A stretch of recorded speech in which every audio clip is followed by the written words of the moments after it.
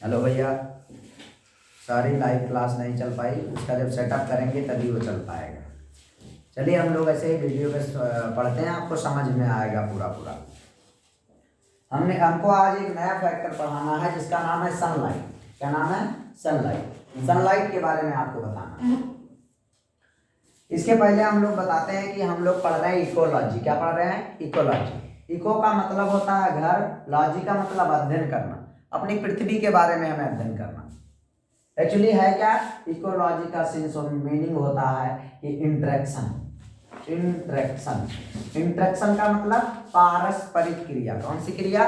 पारस्परिक क्रिया। कि जीवों के साथ क्या रिलेशन है।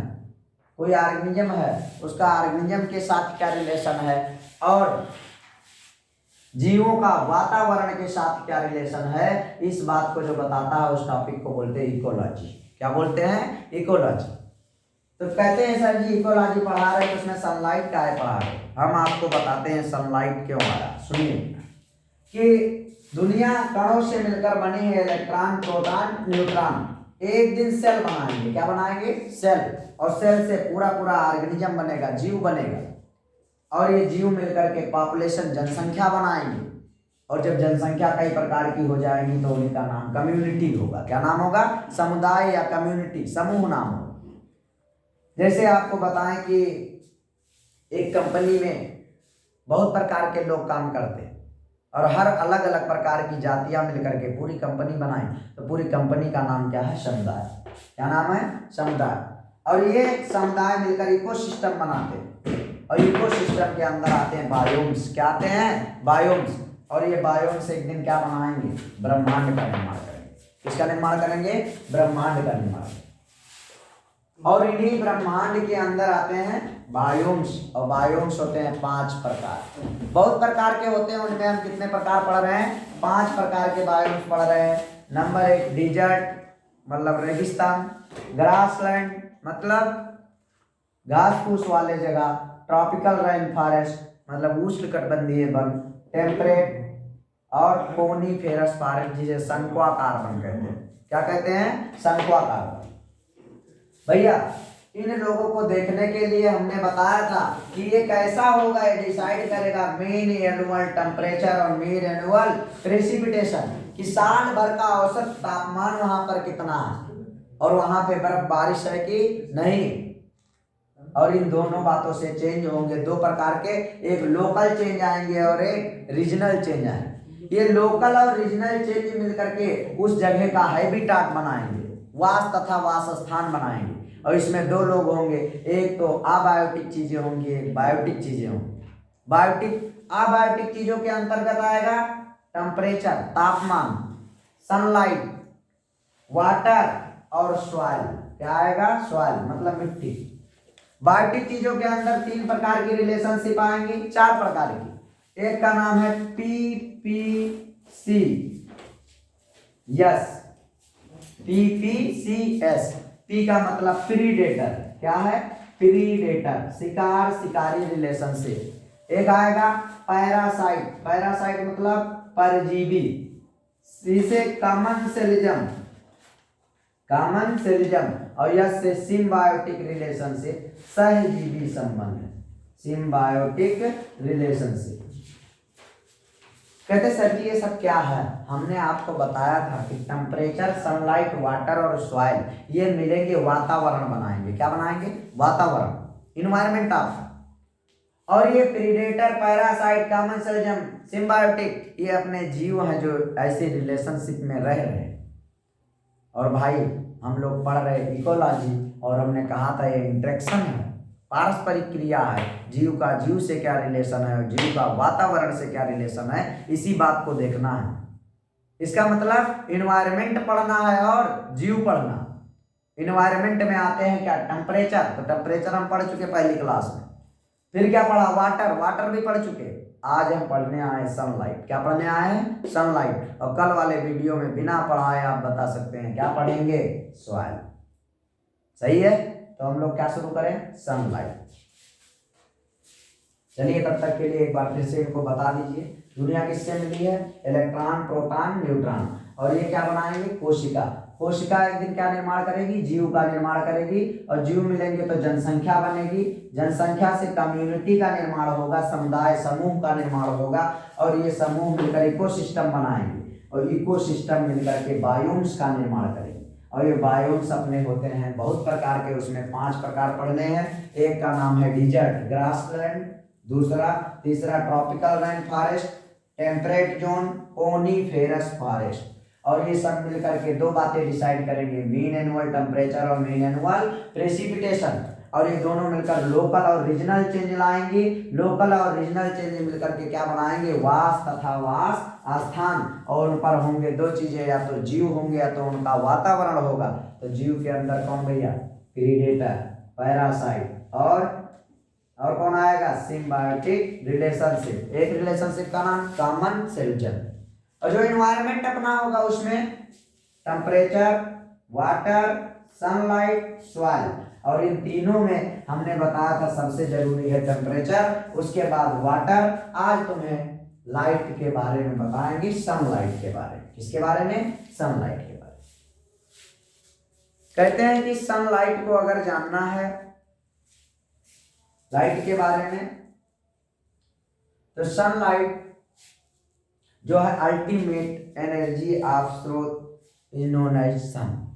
सन जो है, सूर्य हमारा, वो ऊर्जा का केवल अकेला स्रोत है।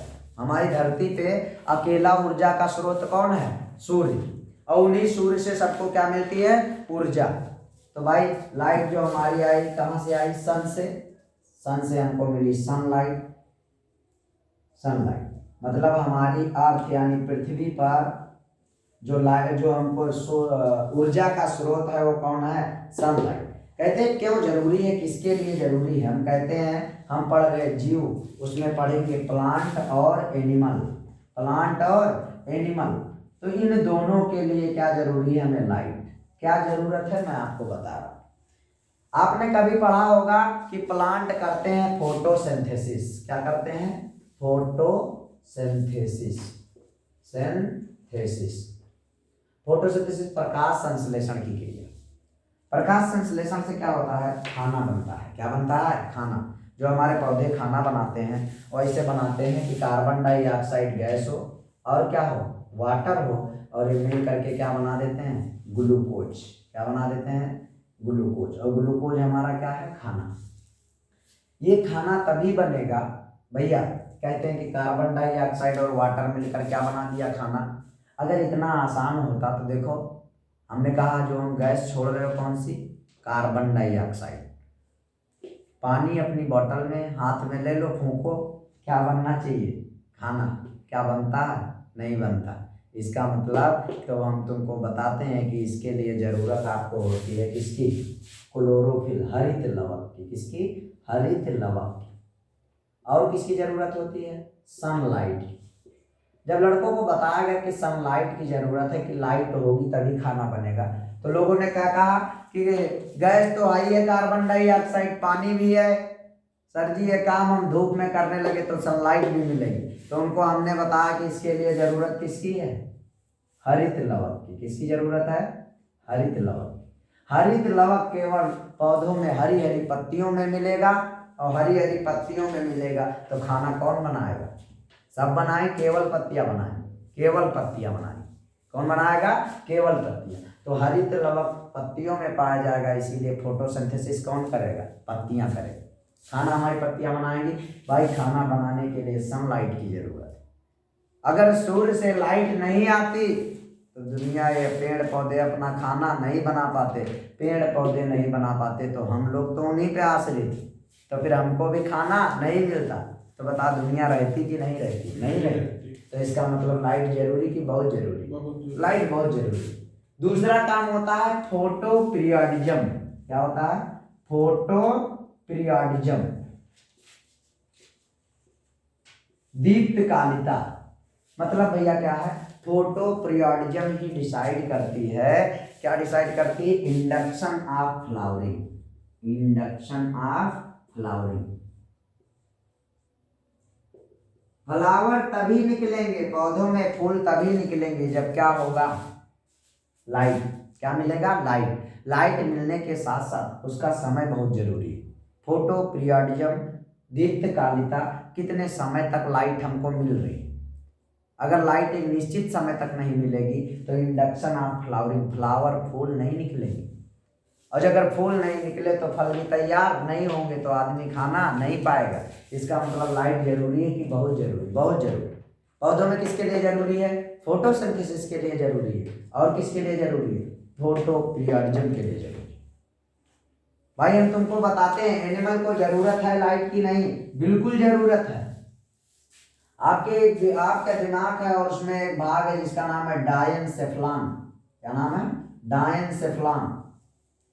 डायनसेफ्लॉन के नीचे वाले पोर्शन को से हम कहते हैं हम हाइपोथैलेमस। हाइपोथैलेमस। हाइपोथैलेमस क्या है? दिमाग का वह भाग है जो भूख, प्यास, नींद इन सबको कंट्रोल करता है। प्यार को भी कौन कंट्रोल करता है? हाइपोथैलेमस। मतलब हमारा दिमाग जैसा होगा। दिमाग का कौन सा भाग? हाइपोथैलेमस। जितना आपको भूख लगी, किसके कौन बताया आपको? हाइपोथैलेमस। प्यास लगी, हाइपोथैलेमस। लव हुआ, हाइपोथैलेमस। आपको चिंता है किसी बात का, हाइपोथैलेमस। पूरे भाग को डिसाइड करता है हाइपोथैलेमस। और हाइपोथैलेमस से ग्लैंड निकलती है, ग्रंथि निकलती है, जिसका नाम होता है पिट्यूटरी ग्रंथि। Pituitary gland. और ऐसे इनके ऊपर वाले भाग से एक ग्रंथ निकलती है जिसका नाम है पीनियल ग्लैंड। क्या नाम है? Pineal gland. ये आदमी के दिमाग में, दिमाग के पास होती है। कहाँ होती है? दिमाग के पास, ब्रेन के पास। पीनियल ग्लैंड के एक्टिवेशन के लिए हमें लाइट की जरूरत है कि लाइट होगी तो पीनियल ग्लैंड एक्टिव होगी और ये हार्मोन्स निकालेगी, और वो हार्मोन्स जिम्मेदार होंगे 24 आवर हमारी साइकिल को। 24 आवर साइकिल, जो आपके 24 घंटे का जो समय है, ड्यूरेशन है कि कब हमको सोना है, कब हमको नींद आए, कब हमको जागना है, ये कौन मेंटेन करेगा? Pineal gland. कौन सी ग्लैंड? पीनियल। कहाँ पर पाई जाएगी? दिमाग में पाई जाएगी। अगर इसको लाइट नहीं मिली तो ये एक्टिव नहीं होगी। आपकी ये साइकिल चलेगी सही सही कि बिगड़ जाएगी? बिगड़ जाएगी। जैसे आपको मान लो 11 बजे नींद आती है, अब आपको लाइट नहीं मिली तो पीनियल ग्लैंड एक्टिव नहीं, तो आपको 11 बजे नींद आएगी क्या? नहीं आएगी, क्योंकि हमारी 24 आवर ये पीनियल ग्लैंड एक्टिव नहीं है। और फिर ये साइकिल को क्या करेगी? बिगाड़ देगी। फिर आप बचेंगे कि तबीयत खराब हो जाएगी, तबीयत खराब हो जाएगी भाई। इस साइकिल को हम बोलते हैं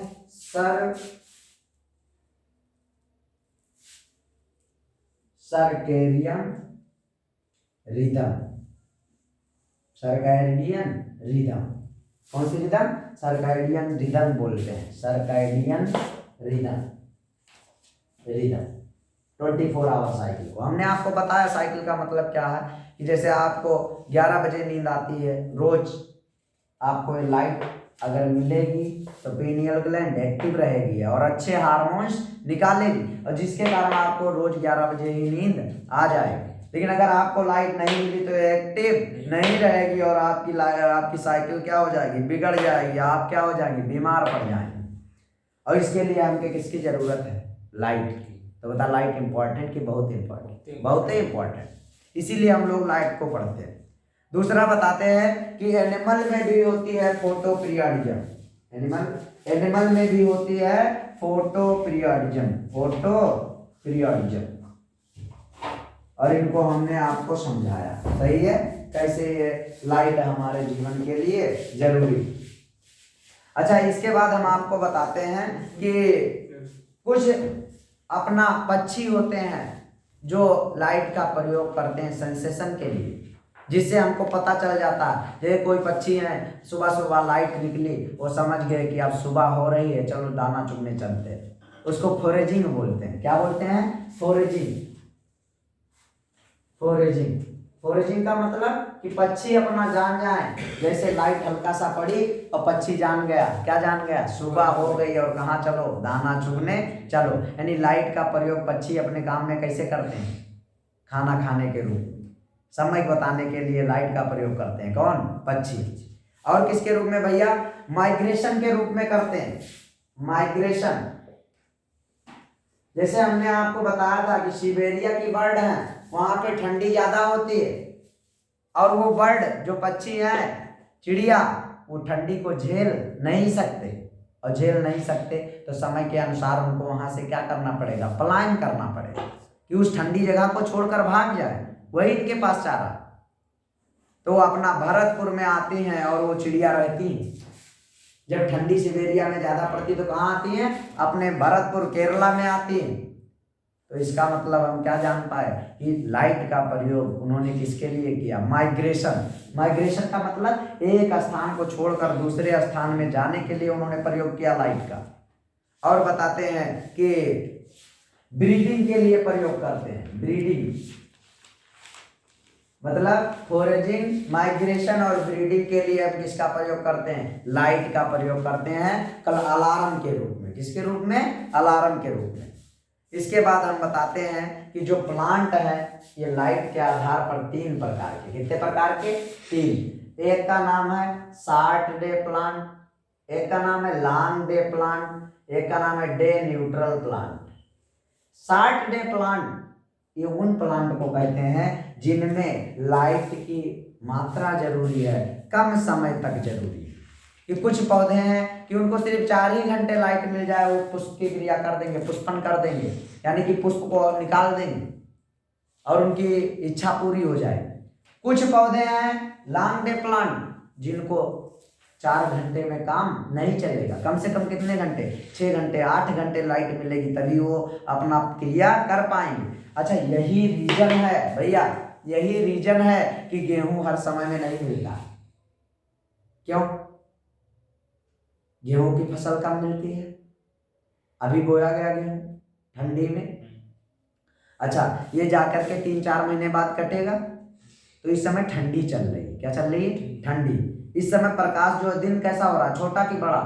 दिन बहुत छोटा हो रहा है, और दिन छोटा होगा तो लाइट कम समय तक रहेगी।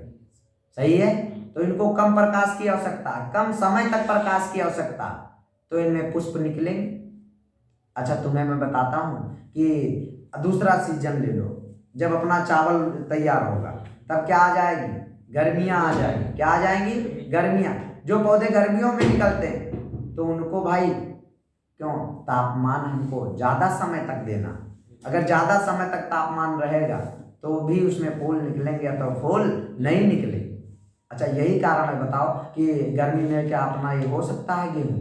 नहीं हो सकता, क्योंकि उनको तापमान कम की जरूरत है। उनको क्या दे दिया गया? ज्यादा देर तक दे दिया गया, इसलिए उनके हार्मोन्स नहीं निकले और जिसके कारण उनमें फूल की क्रिया नहीं होगी।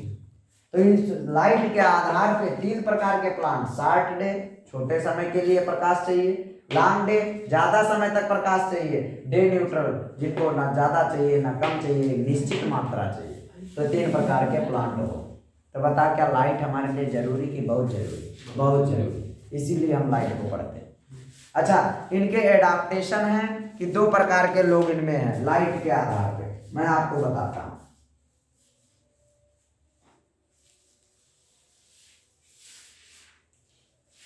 भैया इनको आप एक बार और देखेंगे, आपको बहुत अच्छे से समझ में आ जाएगा और आपको आएगा। ऐसा नहीं कि आप हमारा वीडियो समझ नहीं पाएंगे, बिल्कुल बहुत आसान लेवल में पढ़ाया जा रहा है।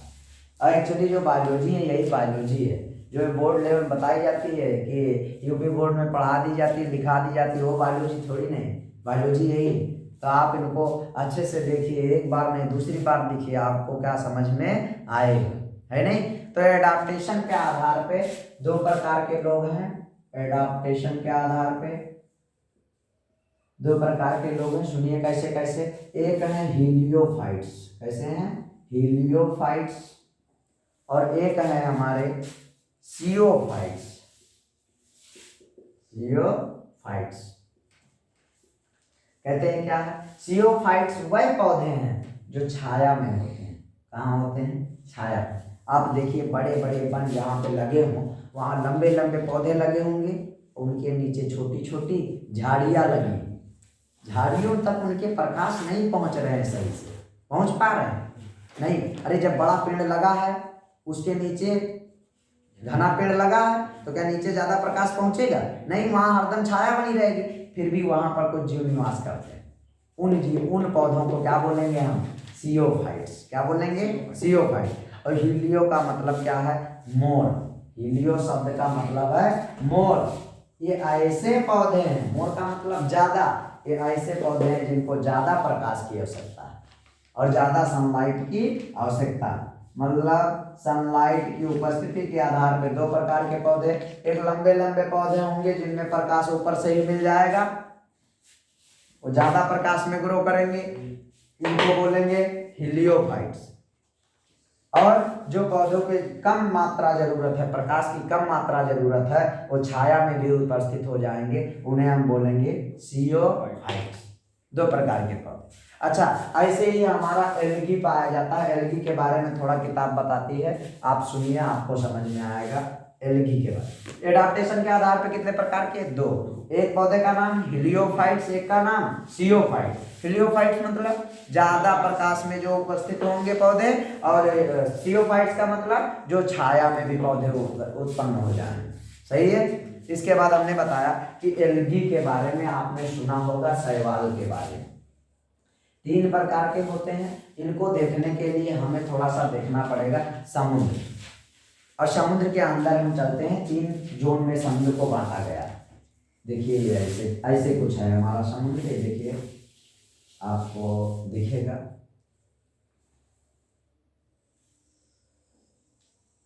ऐसे ये हमारा कुछ समुद्र है। इसके ऊपर वाली लेयर को हम कहते हैं, ऊपर वाला जो जोन है पानी, अरे पानी बहुत मोटाई में होगा, तो ऊपर वाले पानी को हम बोलते हैं यूफोटिक जोन। क्या बोलते हैं? Euphotic zone. अच्छा देखो, यूफोटिक का मतलब, यू का मतलब सही से, फोटिक मतलब सनलाइट, फोटान मतलब सनलाइट। अरे जो लाइट आती है वो किसके रूप में आती है? फोटान के रूप में आती है, छोटे छोटे पैकेट के रूप में आती है। जो सूर्य से प्रकाश की लाइट आती है वो कैसे आती है? छोटे छोटे पैकेट में। उन पैकेट को हम बोलते हैं फोटान। क्या बोलते हैं? फोटान। तो इसका मतलब फोटिक का मतलब लाइट, यू का मतलब सही सही, जो सही सही प्रकाश पहुंच पाएगा वो पानी के ऊपर ही तो पहुंच पाएगा, ऊपरी पानी तक। उस जोन को क्या बोलेंगे? यूफोटिक। क्या बोलेंगे? यूफोटिक। अच्छा, उसके नीचे कुछ जगह होगी जहां कम प्रकाश पहुंचेगा लेकिन कम पहुंचेगा, उनको बोलेंगे डिस्फोटिक जोन। क्या बोलेंगे? डिस्फोटिक जोन।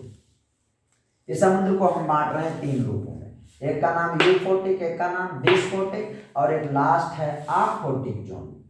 आफोटिक जोन ये वह जोन है जहां पर सनलाइट बिल्कुल नहीं पहुंचेगी, जहां पे सनलाइट बिल्कुल नहीं पहुंचेगी। भाई देखो, कहते हैं जो एल्गी हैं ये एडाप्टेशन करती हैं, क्रोमैटिक एडाप्टेशन। कैसे करती हैं? क्रोमैटिक एडाप्टेशन करती हैं। एल्गी कैसा एडाप्टेशन करती हैं? क्रोमैटिक। ये डायरेक्ट सवाल पूछा गया है कि एल्गी कैसा एडाप्टेशन करती हैं, तो आप क्या बताएंगे? क्रोमैटिक एडाप्टेशन करती हैं। 3 प्रकार की एल्गी होती हैं। एक का नाम है क्लोरोफाइसी। क्या नाम है? क्लोरोफाइसी। ये पाई जाती है यूफोटिक जोन में। एक होती है फियोफाइसी। क्या नाम है? फियोफाइसी। ये पाई जाती है हमारी डिस्फोटिक जोन में। एक होती है रोडोफाइसी। क्या होती है?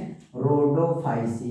ये पाई जाती है हमारी आफोटिक जोन में। मैं आपको बताता हूं, अभी तो बताया कि दुनिया में जितने भी लोग हैं सबको किसकी जरूरत है? ऊर्जा की। और ऊर्जा के लिए केवल का केवल कौन है? सनलाइट। सनलाइट आएगी और इनको कौन पकड़ेगा? पत्तियां। पत्तियां जब पकड़ेंगी बनाएंगी खाना, और उसी खाने से संसार चलेगा। उन्हीं का ऊर्जा का प्रयोग करेगा। इसका मतलब ऊर्जा किससे मिली हमें? सनलाइट से मिली। अभी मैं तुमको बता रहा हूं कि यहाँ भी जीव निवास कर रहे हैं, क्या इनको भी ऊर्जा की जरूरत है? बता भाई, कौन देगा? मैं बता रहा हूं कि लाइट आई, लाइट पड़ेगी, ज्यादा पड़ेगी यूफोटिक में, उसके बाद डिस्फोटिक में ये आफोटिक जोन तक पहुंच नहीं पाती, क्योंकि समुद्र गहरे कि बहुत गहरे? बहुत गहरे। जब यहाँ लाइट पहुंचेगी नहीं तो इनको खाना पानी कौन देगा? मैं तुमको बताता हूँ ये आफोटिक में नहीं पाई जाती। आफोटिक में तो कोई जीव पाया नहीं जाएगा। क्यों?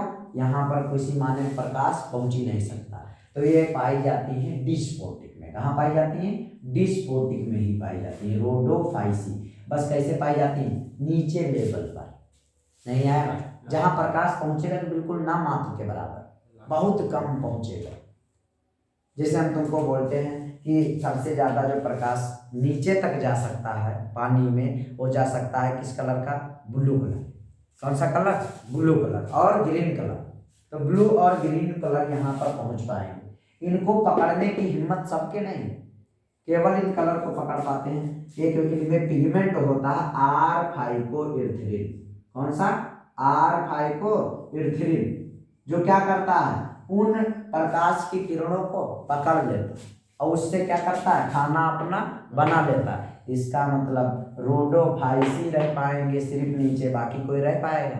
ये क्वेश्चन पूछा गया है कि समुद्रों में सबसे नीचे कौन सी एल्गी पाई जाएगी, तो हम क्या बताएंगे? रोडोफाइसी।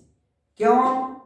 क्लोरोफाइसी रह पाएगी? नहीं, क्योंकि ये प्रकाश की किरणों को पकड़ नहीं पाएगी।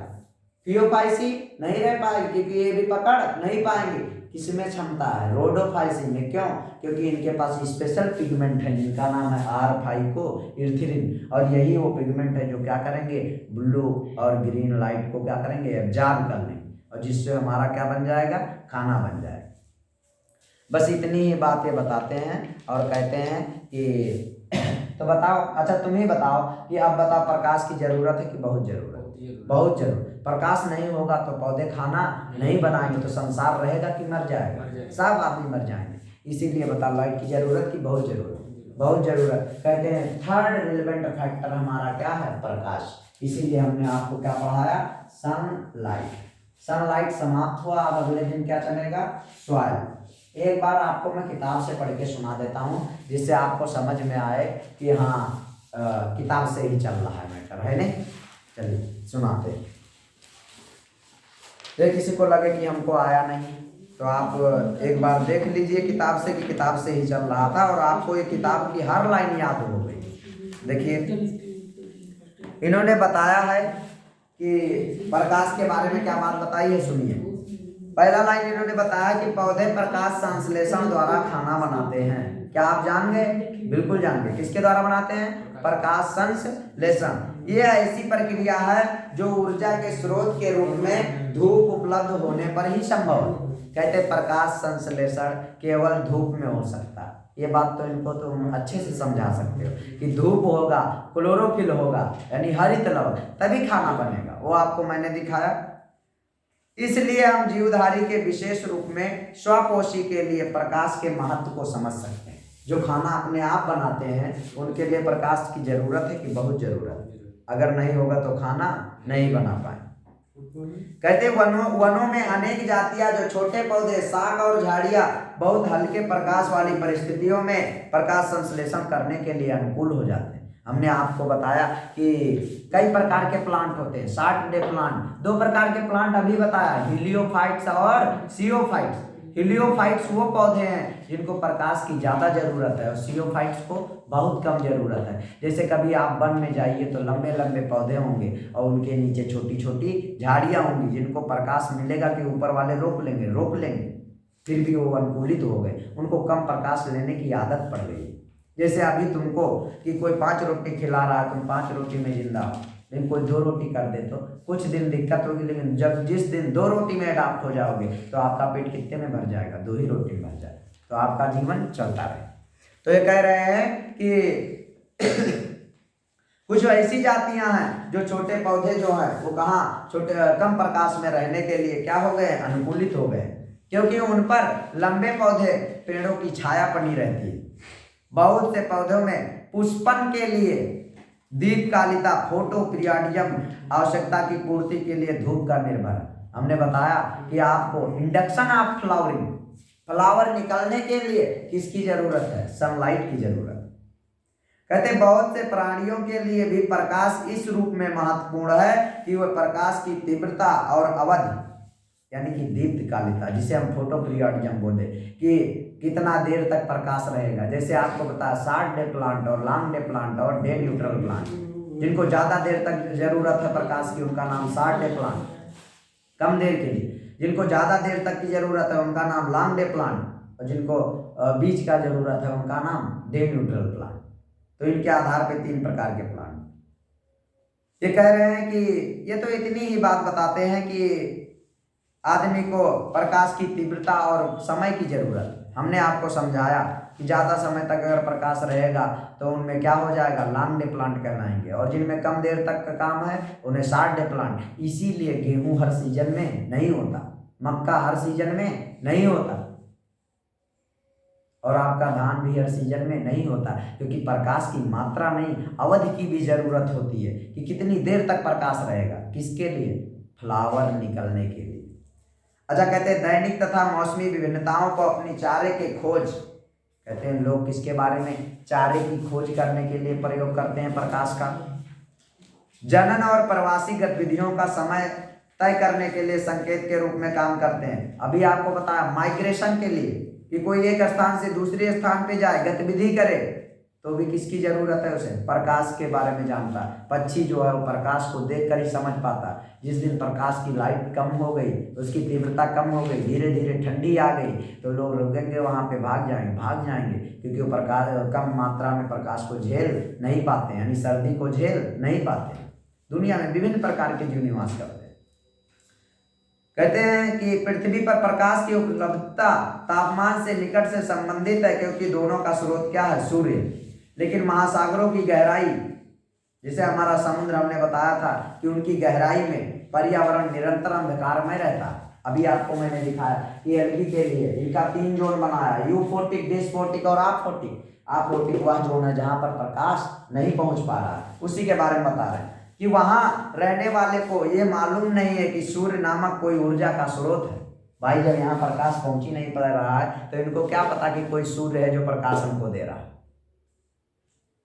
कहते तब उनकी ऊर्जा का स्रोत क्या है, मैं तुमको बताता हूँ। एक जो इनका ऊर्जा का स्रोत क्या है, अभी आपको समझाया कि रोडोफाइसी में R-फाइटोएरिथ्रिन पाया जाता है, जो कम जो जिनकी तीव्रता कम है प्रकाश की, जो ज़्यादा भेद सकते हैं, उनको भी ये ऑब्जर्व कर लेने की इनमें क्षमता पाई जाती है। इसीलिए समुद्रों में सबसे नीचे कौन सी? रोडोफाइसी, रेड एल्गी पाई जाती है। कहते हैं कि पराबैंगनी घटक बहुत से जीवों के लिए हानिकारक हैं, जबकि महासागर की भिन्न भिन्न गहराई में मिलने वाले समुद्री पादपों के लिए दृष्ट स्पेक्ट्रम के सभी रंग घटक उपलब्ध नहीं। भाई यहाँ पर सभी रंग कहाँ हैं? हमने बताया यहाँ पर सिर्फ कौन पहुँच सकता है? या तो ब्लू पहुँच सकता है, या तो यहाँ पर कौन सा कलर पहुँच सकता है भाई? या तो ब्लू कलर पहुँच सकता है, या तो ग्रीन कलर पहुँच सकता है, बाकी कोई कलर नीचे पहुँच नहीं सकता। वही बता रहे हैं कि सब कलर पहुँच नहीं सकते हैं वहाँ पर। समुद्रवासी लाल, हरे और भूरे शैवाल में से कौन सा जल में मिलने वाला? हमने आपको तो बता दिया। ये पूछ रहे हैं कि क्लोरोफाइसी, फियोफाइसी, रोडोफाइसी, कौन से जो शैवाल एल्गी हैं सबसे नीचे मिलेंगे? बताओ कौन से मिलेंगे? Rhodophyceae, red algae. क्यों मिलेंगे? क्योंकि इनमें एक पिगमेंट पाया जाता है R-फाइटोएरिथ्रिन, जिसमें क्षमता होती है कि ब्लू और ग्रीन लाइट को क्या कर लें? एब्जॉर्ब कर लें, तो अपना खाना बना लेंगे। ये तो रह लेंगे या तो रह नहीं पाए। तो भाई इनके क्वेश्चन का लास्ट वाले आंसर क्या है कि कौन सी एल्गी अंदर रहेगी? रोडोफाइसी। इन्हीं का नाम है रेड एल्गी, लाल शैवाल। कैसे शैवाल? लाल शैवाल। तो आई होप आप लोगों को मेरा वीडियो समझ में आया होगा, और आज इस प्रकार अपना सनलाइट भी खत्म हुआ, और अब लेक्चर में हम लोग क्या पढ़ेंगे? सॉइल के बारे में। भैया आप लोगों को मैंने किताब से पढ़कर सुना दिया, इसका मतलब जो मैं पढ़ा रहा हूँ कहाँ से है? किताब से ही है। आपको हर बात समझ में आ जाएगी, कोई ऐसी बात नहीं। अच्छा, जिनको कम समझ में आए एक बार वीडियो को और देखें, आपको पूरा समझ में आएगा। ठीक है भैया, thank you for watching, love you guys.